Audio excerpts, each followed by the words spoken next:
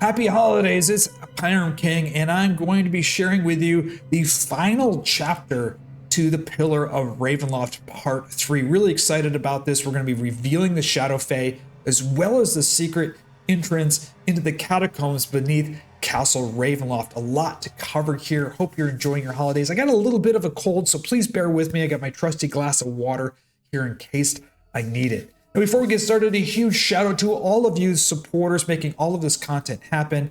As a special thank you to all the supporters, they get access to the entire library of Foundry Adventure modules. We got over 40 of them here for Legends of Barovia. If you're interested in supporting me on this epic journey, gaining access to that content, you can by clicking on that membership link in the description down below.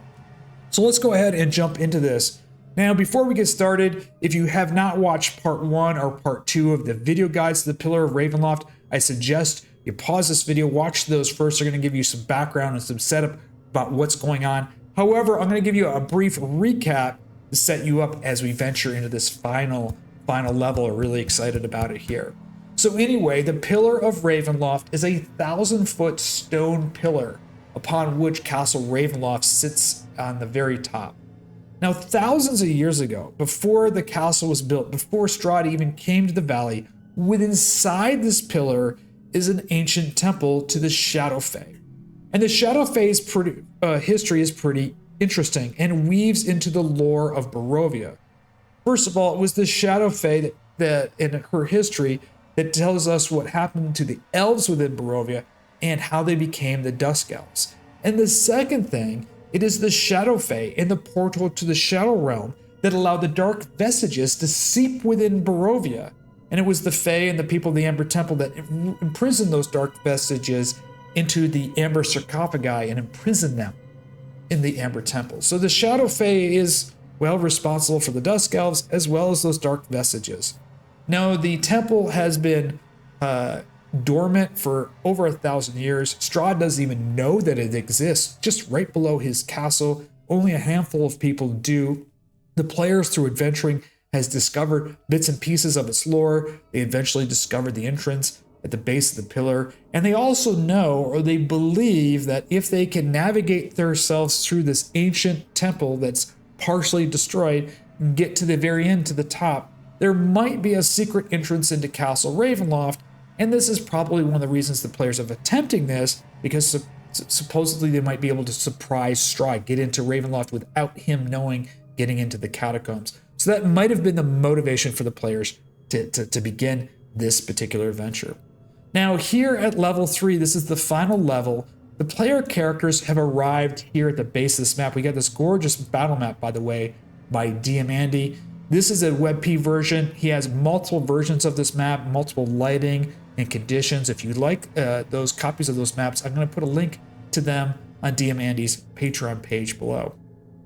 Now, if you remember in part 2, the players have figured out the puzzle and activated the magical transport beam. It's like an elevator beam of light. When the players step into it, they're elevated hundreds and hundreds of feet up through this hole, and then it levels off here, and the players will be hovering over this beam of light, over this hole, and they can step off of it here, and they're in this alcove. And this alcove has a bridge that goes across it, and on both sides there's a chasm that drops at least 800 feet down. They're at the top of the pillar. Remember, they've been traversing up this pillar, up some stairwells and some magical ways, and they're at the final level. They're probably maybe 100, 200 feet right below Castle Ravenloft, or below the crypts at this point. Now, there are some red boxes on the screen for Foundry, and I put those in there only as a visual aid to the players to let them know if they step into those red boxes with their tokens, they're going to have to make a dexterity save. Otherwise, they're going to fall most likely to their death 800 feet down within the pillar and most likely die. Now, I didn't put in what the DC value is for the dex save. I'll leave that up to you, how you want to run that. But I wanted to put those red boxes there to let the characters know at this level, at this part of the adventure, this is, well, stepping off means most likely death. You're not probably going to be able to survive that drop. Now, there is some journal entries here about the pillar and how you find yourself here at this point in the Pillar of Ravenloft, the bridge, the landing on the other side, and then there's 2 staircases on both sides that lead up to this balcony. You can see this chasm there.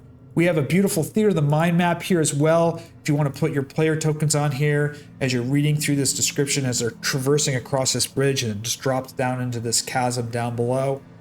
Then when we get to the other side of the bridge, there's a set of stone stairs and we get up to the temple here.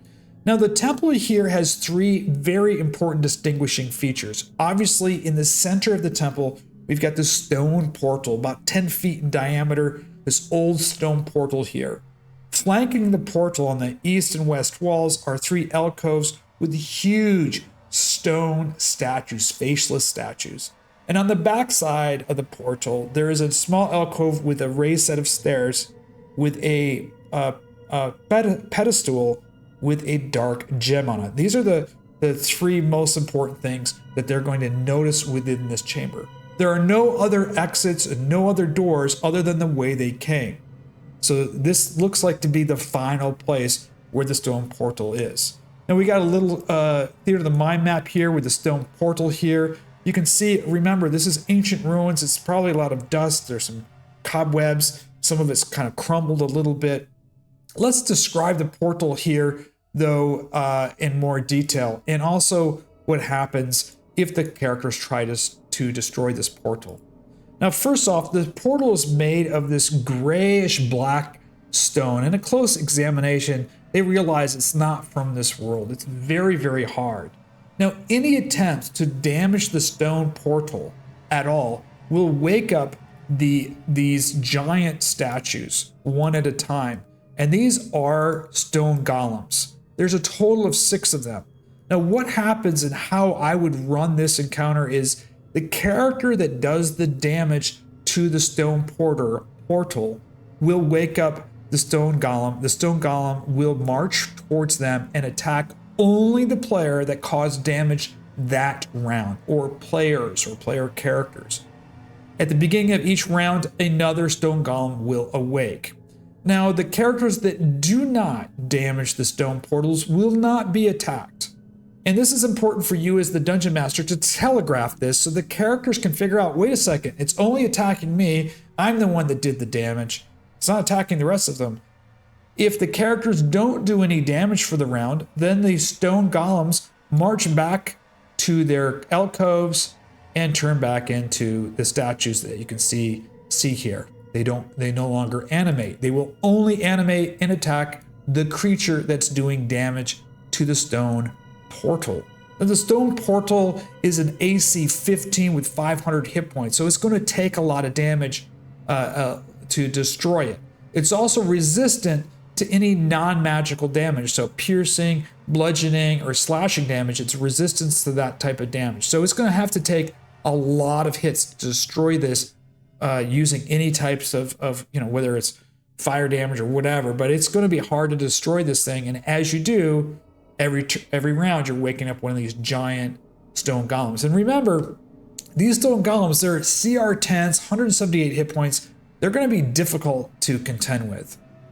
But again, if you telegraph what's going on, the player's going to realize, hey, if we don't screw with the stone portal, they're going to leave us alone.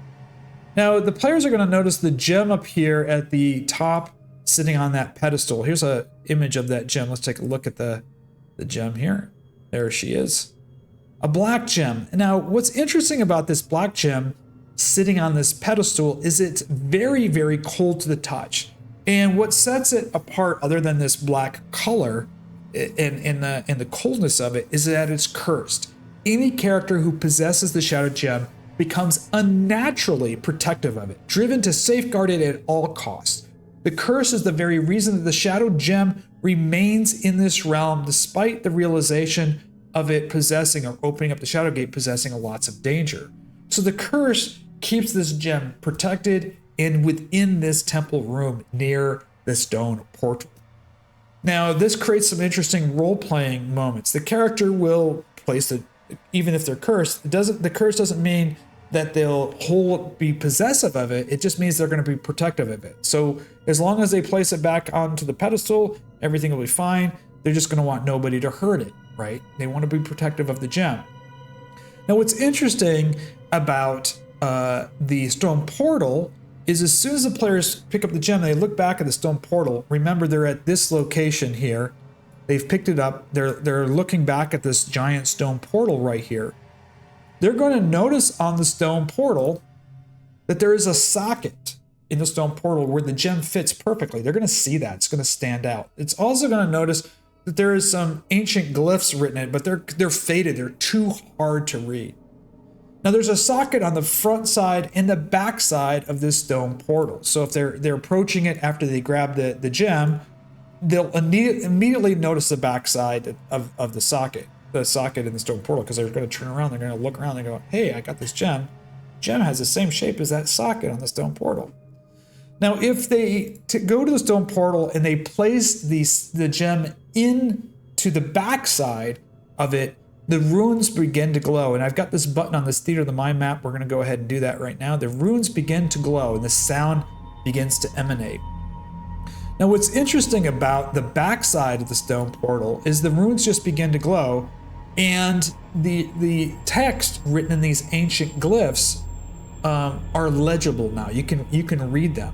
And they're written in 3 languages, a hybrid of 3 languages. The language of the Fey, Abyssal, as well as Elvish. So if the characters know one of those 3 languages, or any of the characters, are going to be able to read it. And this is what it says in the backside. The shadow gem hails from the realm of shadows. And to unlock the gate and maintain its connection to our world, the gem must remain here, bound to this portal. For should the shadow gem be cast back into the depths of the shadow realm, the gate shall be sealed forever. To return the shadow gem to its ancestral realm, the shadow realm, one must first open the gate, but the gem must be cast in before the ritual ends, when the connection between the worlds is still yet incomplete. So this is telling you 2 things. Number 1 is that the gem must remain in this realm for the shadow gate to operate. And number 2, to permanently seal this gate, you must begin the opening ritual of the gate and then cast the gem into the gate, and it will seal the gate forever. So it's the shadow gem itself which allows this gate to open and close, and if it gets returned, you won't be able to open up the gate again. Now, what's interesting here is if you go to the front side and you place that gem into the front side, the ring will glow again, and it will say this on the front side. The ancient incantation has been set into motion as a portal that bridges the world of shadows and the mortal plane begins to forge a connection that transcends the veil between the worlds. Yet take heed, for upon the culmination of this ritual, the beckoning darkness shall unfold. So what will happen is, on this screen here, on the Theater of the Mind, you begin to click on the ritual. What you're going to notice is the portal starts to form, and you'll start to see a faint image, and it's the Shadow Fey. She's calling out in a whisper, knowing that the portal is now open, that she can come through, and she's going to be whispering and tempting you to continue this ritual to open up the Shadow Gate and allow her to transcend from the shadow plane here to the mortal world. Now, what happens is during this progress, it takes 10 turns for this shadow gate to make its connection, right? It hasn't been activated in 1,000 years, if not longer. So it's making this connection at this point. What happens is if a player with the gem tries to shut the gate, right? They could take the gem and try to throw it into here as it's going through this process. They can remove the shadow gem and throw it in here. Now, if they remove the shadow gem here, the ritual pauses, right? It's not going to continue, and if it's not placed back within 1 minute, it fades and goes out. You have to begin again. So if you can take it out, and the ritual is going to pause for about a minute, that's giving you a minute to cast that gem into into the portal to seal it forever. Unfortunately, what happens as you do this is as soon as you try to throw that shadow gem into the shadow gate, a shadow beast emerges from the shadow gate. Let's talk about the shadow beast. There it is here. Of darkness. Here's a picture of that Shadow Beast. It's going to come through the gate and stop that gem from going into the gate. As soon as it comes through the gate, you're going to begin your combat encounter. Now, the Shadow Beast is a level CR6 creature. It has 66 hit points. We've got its stats in here. It's got proficiency in stealth. It understands Abyssal. It's got a lot of damage resistance: acid, cold, fire, lightning, thunder, regular damage from non-magical weapons, immune to being frightened, immune to being stunned, dark vision of 120 feet. And it can make 3 attacks, 1 with its bite and 2 with its shadow claw. These both have constitution saving throws, otherwise they do additional damage. So if you get that bite, you can get additional damage failing those constitution saving throws from that bite or claw attack. So it's going to do normal piercing and slashing damage with that bite or claw, but it will also do some additional necrotic damage if you fail to block that.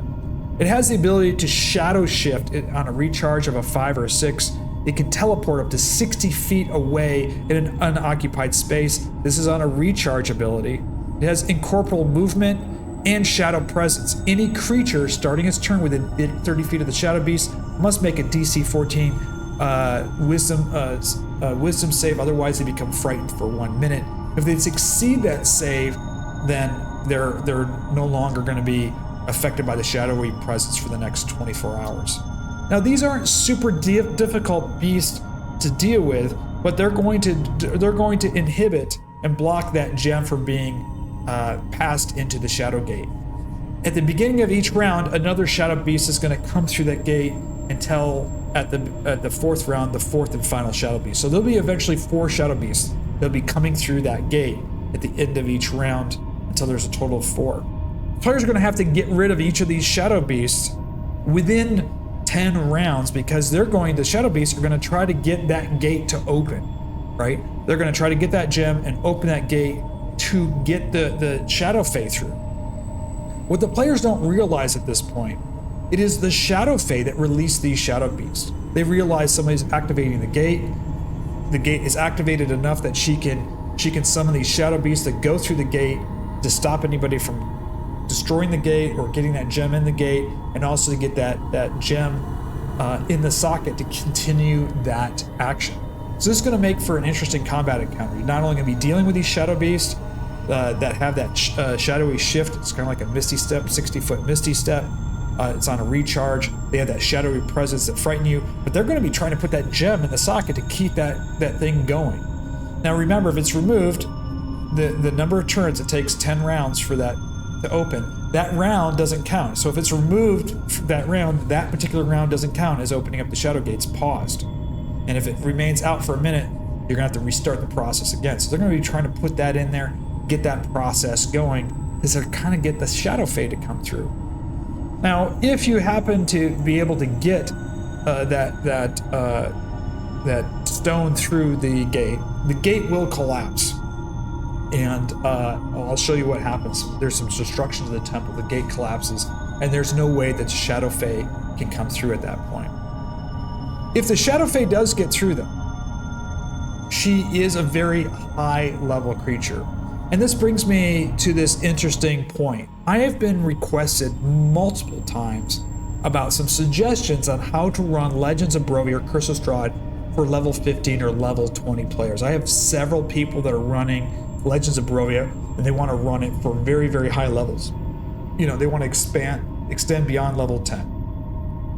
And I thought this is a perfect creature to introduce to Legends of Barovia is the Shadow Fey. And let's talk about this, and I've got some ideas for high level gameplay.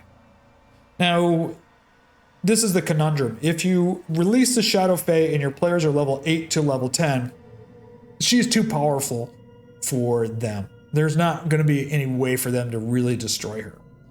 In that case, what I would do is the Shadow Fey is going to thank them for releasing her, whether they did it intentionally or not, whether they tried to stop it or not. And she's going to ask them for her help. Now, here's a couple of things about the Shadow Fey. She does not know about Strahd. She was locked in here long before Strahd came about. He also doesn't know that the Dark Vestiges are imprisoned at the Amber Temple. She has no idea about those two things and no idea about the abbot and all the events that have taken place for the last 1,000 years because she's been in the Shadow Realm until you've released her. So you have knowledge that she doesn't have. So this makes for some interesting social encounters and potentially role-playing. She's going to see you as potential minions to serve her, and she's going to try to manipulate you, whatever. If you try to attack her, she can easily defeat low-level characters. But this is a great way of introducing her to the realm. Now let's talk about this high-level gameplay. I put some notes here in here for high-level gameplay. First of all, in here is to think about what is the Shadow Fey's reason for being here. And as soon as she finds out about the Dark Vestiges being imprisoned at the Ember Temple, she's going to be singly focused to get to the Ember Temple and release them. Remember, these Dark Vestiges are part gods. We don't know exactly how much of them are God or what part of them are God, but she's living in a Shadow Realm in which she allowed them to be released here. And so I imagine this Shadow Realm, they're like, we've lost contact with part of our essence, part of our being, part of us, our vestige is trapped in Barovia. We don't know what's going on there. The gate has been closed. So as soon as the gate's opening, I'm sure these gods have impressed upon her, find our essence, release them, allow us to come fully materialize into Barovia, or allow them to come back. So she's going to be on a search for those Dark Vestiges, and she's going to find out they're imprisoned in the Ember Temple. So that's what she's going to be doing. That's going to be the mission statement should you want to run a high-level game, is she's going to be on her way to the Ember Temple. The number two thing, the second and third thing that you should consider as a dungeon master is who are going to be the allies of the Shadow Fey and who are going to be her enemies. I would certainly think that the Abbot would be an interesting possible ally to the Shadow Fey. We're going to be talking about the Shadow Fey in a little bit more detail here.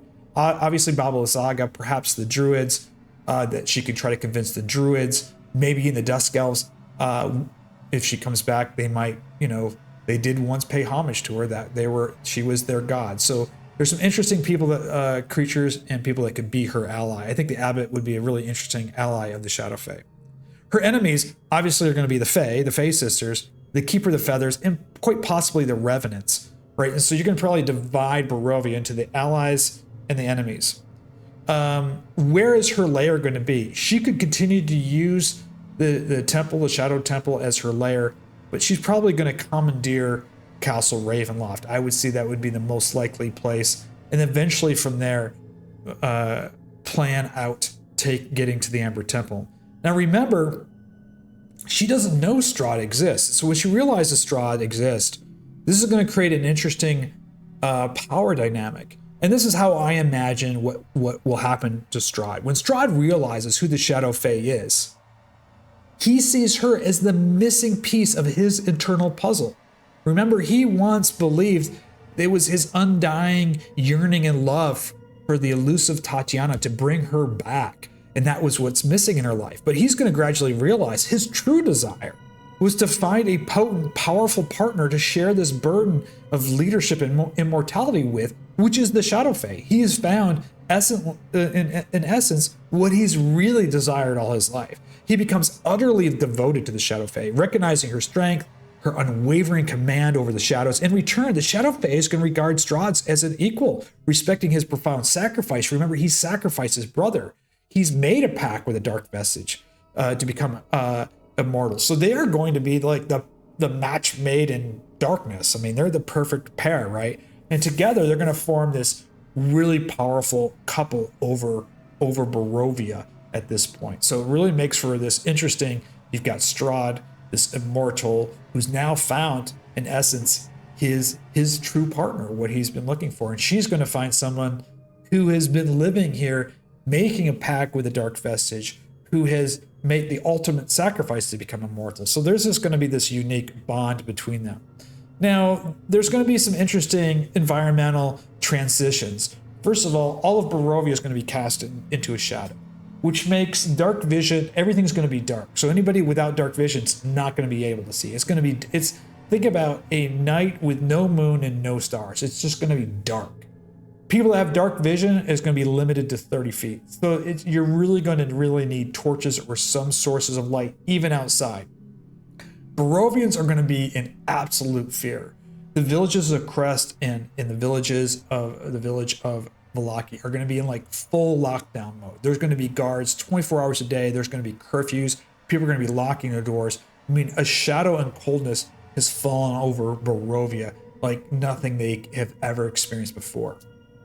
The the Fays can be contacted through their various 3 of their stone circles. And if you go there and call upon the Fey, they'll materialize and share with you what they know about the Shadow Fey. They are the ones that thought they had locked the Shadow Fey away forever in the Shadow Realm and destroyed the temple, not realizing they're not going to be too happy that if they find out the players released the Shadow Fey.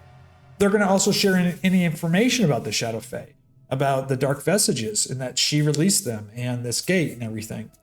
I would imagine a great in-game for a high-level gameplay would happen in the Amber Temple. You could have Strahd and the Shadow Fey in the Amber Temple, her trying to release the Dark Vestiges, maybe even some new creatures there. That's where I would be running a high-level in-game session. So these are all concepts and ideas if you want to run a level 15 to level 20 Legends of Barovia. We've got a new beast here, the Shadow Fey. Let's talk about her in more detail here because we've got this great picture of her. I want to describe her and talk about her a little bit. Then we're going to be going over her stat block.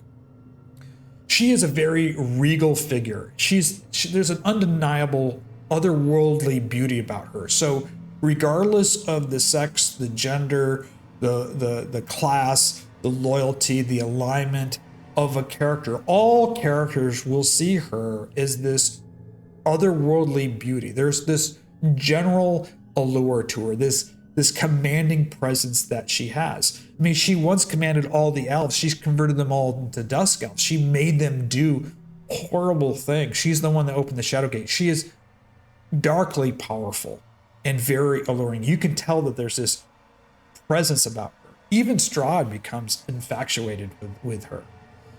Okay. She is highly manipulative, and so she's not going to be a typical kind of creature or monster that you're going to fight. She's going to operate very much like Strahd, very powerful, very manipulative, controlling the battlefield. She's a battlefield control person. She's not going to be a tank at all. She's a CR20 used for a high level gameplay.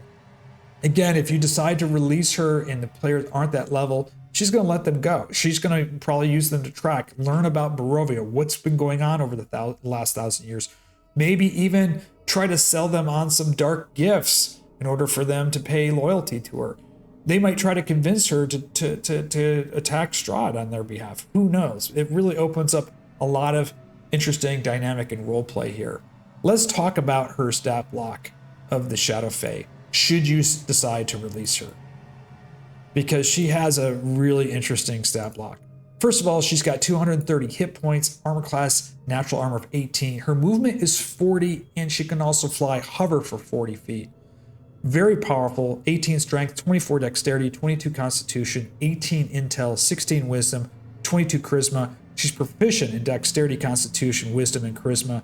She's a CR20. It gives her a proficiency of +6. She has proficiency in arcana, deception, insight, perception, and stealth.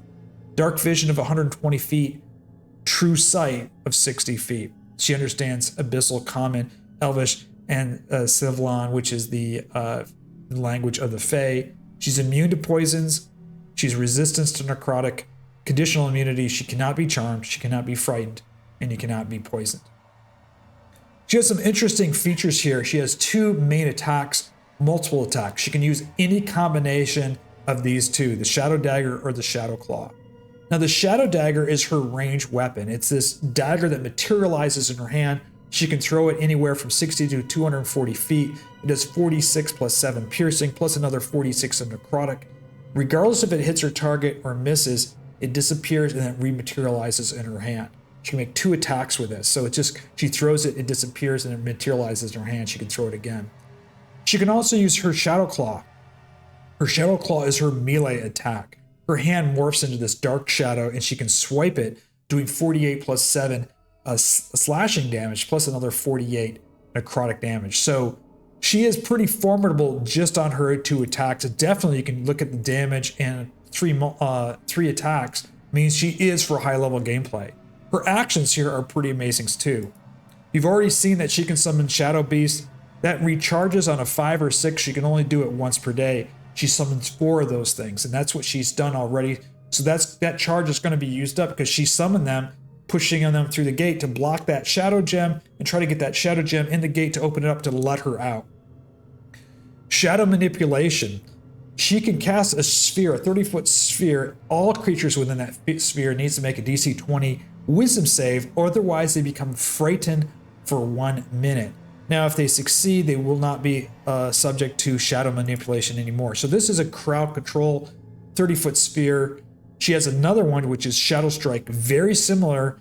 Instead, they make a Constitution check DC 20. Otherwise, they're going to take 8d8 necrotic damage plus being frightful for 1 minute.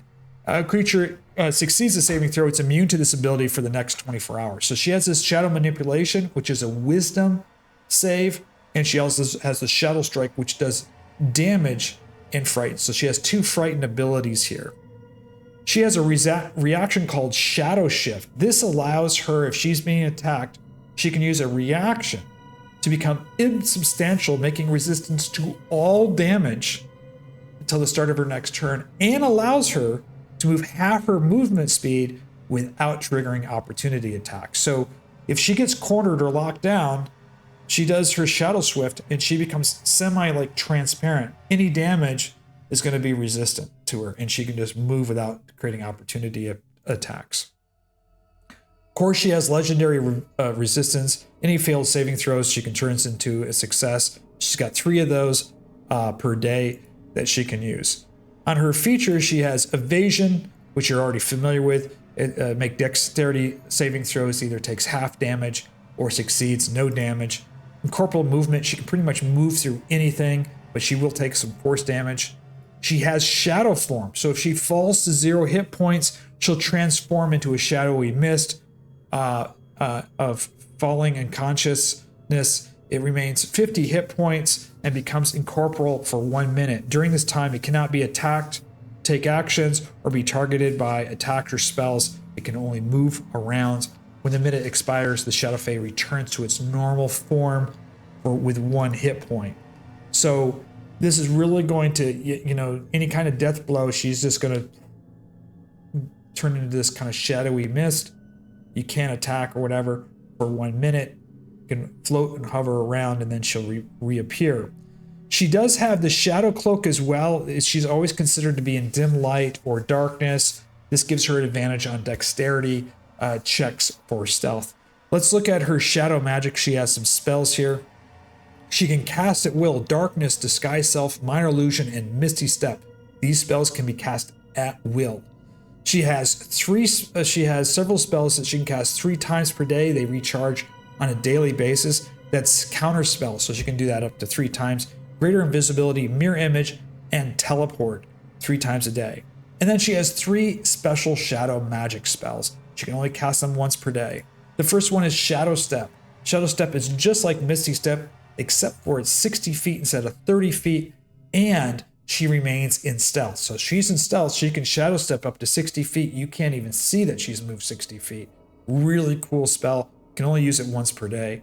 She also has Shadow Possession. This is just like, very similar, I should say, to Ghostly Possession. And this is what she's going to use and what she has used historically to manipulate people. She'll take possession of a creature. She won't know all the she'll have the target stats, but has no access to the target's knowledge or class features or proficiencies. She will lose possession of that creature if they fall to 0 hit points, or she uses a bonus action to release herself from that possession. Or if there's a spell like Dispel Evil or Good, she can be cast out.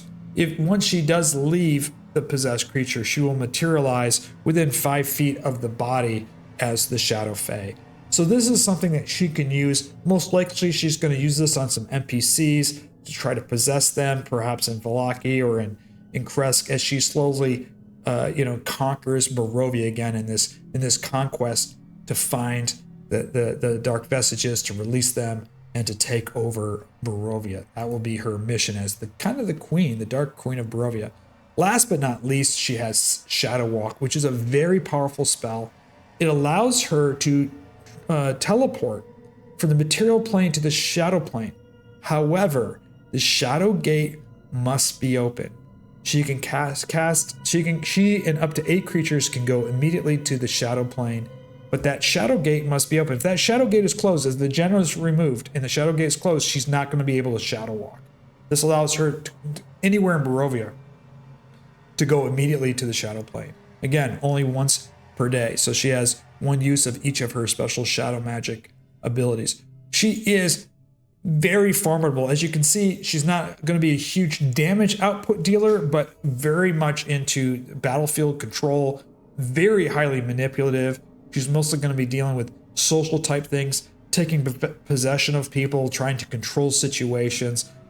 That is her master manipulator. I would think of her as a combination of like Cersei Lannister with Strahd manipulation. I mean, she wants to be the queen of this realm, and she wants to free those dark vestiges. So if you release her, think carefully about what you're going to do. As soon as you do release her, that entire temple, everything inside the pillar becomes dark. Characters are going to need to use candles, torches, lanterns, and the people that have dark vision are going to be limited to 30 feet of visibility with dark vision. So it's going to be very dark when she comes out of the shadow plane. So that's her releasing her. Again, click on the runes. You've got the ritual here, and you've released her. She'll eventually come out within 10 rounds. Now you can do this on the battle map. I have the same buttons here on the battle map as well, over here on the side. So if you want to do the runes, there's the runes. We also have the ritual, and then you can just bring the Shadow Fey, and here she is. Bring her out here, right here, boom. And she is a force to be reckoned with. Now, if you happen to destroy, if you throw the gem in, or destroy the stone portal, or throw the gem in to the shadow plane, it will implode. And this is what happens. Let me show you what happens here. You're gonna hit the destroy button. The entire portal will collapse. The bridge across will collapse. The energy field here no longer works. So retreat is really not an option. But you're going to notice here that the wall caves in up here, opening a secret passage. And the secret passage leads here, and this is a Monk's Active tile trigger that takes you here to this vault. And the vault here is beneath Crypt 14 in Ravenloft. This is the map by Diamandi. 40 feet down, there's a shaft down from that Crypt 14 is this vault. And this vault has 15 different coffins in it. If you open a coffin, one of the whites wakes up and attacks. These are CR3 creatures. However, if you kill one of the white, the bones and everything, when it hits the ground, they knit and form up to 2d6 skeletons. So you've got a problem of every white that you kill, you're going to have possibly a bunch of skeletons forming themselves out of the bones and stuff from the ground. The skeletons don't have any ranged weapons, by the way, only swords. So it's a really interesting combat encounter. Now, the players will notice that there's a cold breeze draft descending from above them. And that's that shadowy shaft that ascends 40 feet up into the crypt, into crypt number 14, underneath the catacombs of Ravenloft. So that's how you actually get into Ravenloft. Again, you're going to need to destroy the shadow gate here. The wall will come tumbling down, revealing this secret passageway into the vault beneath crypt number 14. Well, that is it. That is the final level 3. We also have the Shadow Fey there. If you do release her, giving you some options to run some very high level gameplay, taking players perhaps back to the Amber Temples. That's where she's going to be focused to release those dark vestiges. I think this is a great opportunity to introduce high level gameplay. Now, one of the things I want to talk about is, how do you introduce this late in your campaign? If you guys are having fun and you guys are enjoying this, your Legends of Barovia and the players are level 8, 9, or 10, and they're interested in continuing and you've all agreed you want to do a high level gameplay, release the Shadow Fey. Have her come out. Have her try to socially engineer and manipulate the characters. Maybe she has a teleport spell. Maybe she teleports them somewhere where they need to go. And in turn, she wants some information. And later, perhaps she becomes the big formidable enemy and perhaps allies with Strahd.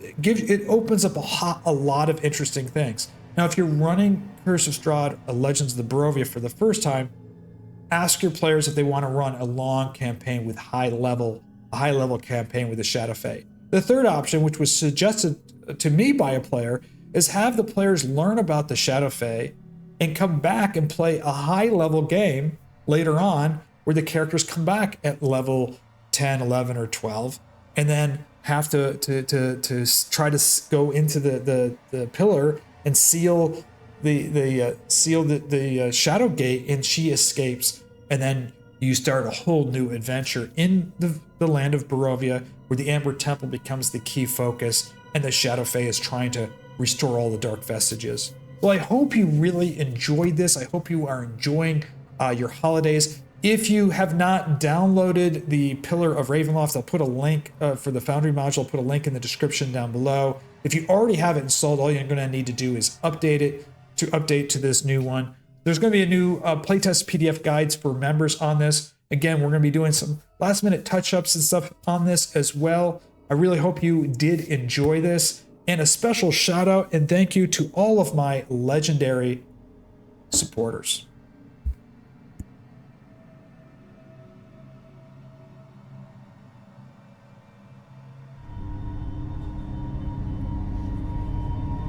Embrace the shadows, dear mortals, and wield their limitless potential. Together, we shall command